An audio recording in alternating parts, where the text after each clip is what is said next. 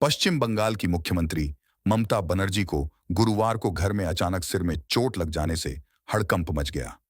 हादसे के वक्त वह घर में थी और टहल रही थीं। इसी दौरान गिरने से वह घायल हो गईं। उनके सिर पर गहरी चोट आई, माथे से खून निकलने लगा। उन्हें फौरन राजधानी कोलकाता के एसएसकेएम अस्पताल ले जाया गया। वहां डॉक्टरों ने उनको 3 टांके लगाए।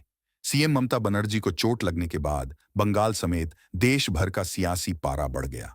पीएम मोदी और उपराष्ट्रपति जगदीप धनखड़, राज्यपाल सीवी आनंद बोस, बीजेपी के प्रदेश अध्यक्ष सुकांत मजूमदार समेत कई दलों के नेता और अन्य लोगों ने उनके स्वास्थ्य को लेकर चिंता जताई और जल्द ठीक होने की कामना की।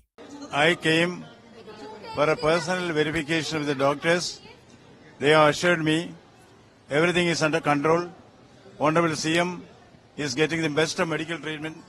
Situation is under control.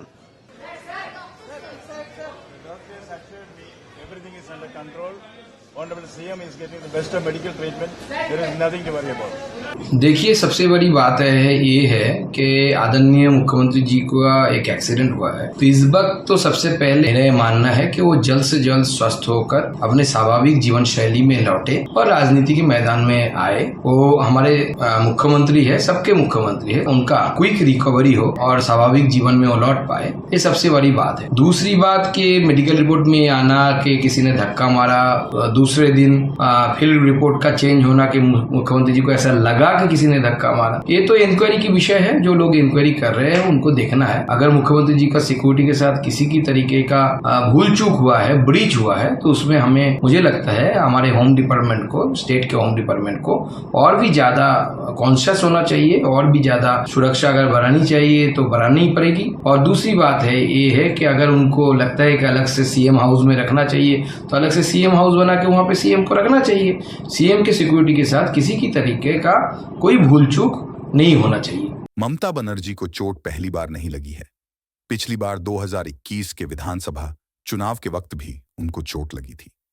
तब उनके पैर में प्लास्टर चढ़ाया गया था और वे पूरा चुनाव प्रचार प्लास्टर के साथ ही की थी। इस बार भी चुनाव से ठीक पहले उनको चोट लगी है। इससे वक्त और जगह को लेकर हैरानी जताई जा रही है। ममता बनर्जी का कहना है कि वह घर के अंदर ही टहल रही थीं। इसी दौरान उन्हें ऐसा एहसास हुआ कि किसी ने उन्हें धक्का दिया है। Chief Minister of West Bengal, Mamata Banerjee, reported to our hospital today around 7:30 p.m. with a history of fall within the vicinity of her home due to some push from behind. She had a cerebral concussion, had a sharp cut over her forehead and nose, which was bleeding profusely. Initially, she was assessed by HOD Neurosurgery, HOD Medicine and cardiologist of our institute, and her vitals were stabilized. 3 stitches has been applied on forehead and 1 on nose, and required dressing was done.